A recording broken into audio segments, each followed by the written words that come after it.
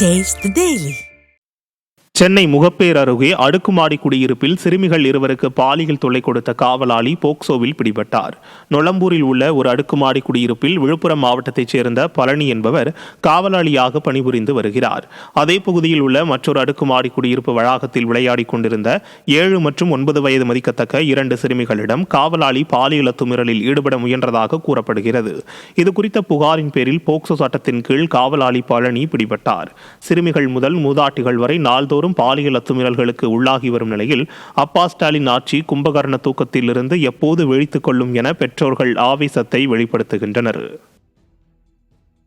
சென்னை வடபழனியைச் சேர்ந்த இளம்பெண்ணை காதலிப்பதாக கூறி கர்ப்பமாக்கி ஏமாற்றியதுடன் ஒன்றாக இருந்த வீடியோவை வெளியிடுவதாக மிரட்டிய இளைஞர் மற்றும் அவரது தாய் ஆகிய இருவர் பிடிபட்டனர்.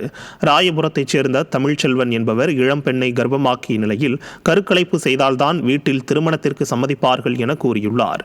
இதையடுத்து கருவை கலைத்த அந்த இளம்பெண் தமிழ்ச்செல்வனின் தாய் செல்வியை சந்தித்து தங்கள் மகனுடன் திருமணம் செய்து வைக்கும்படி கூறிய நிலையில் அவரும் நீண்ட நாட்களாக ஏமாற்றி வந்துள்ளார்.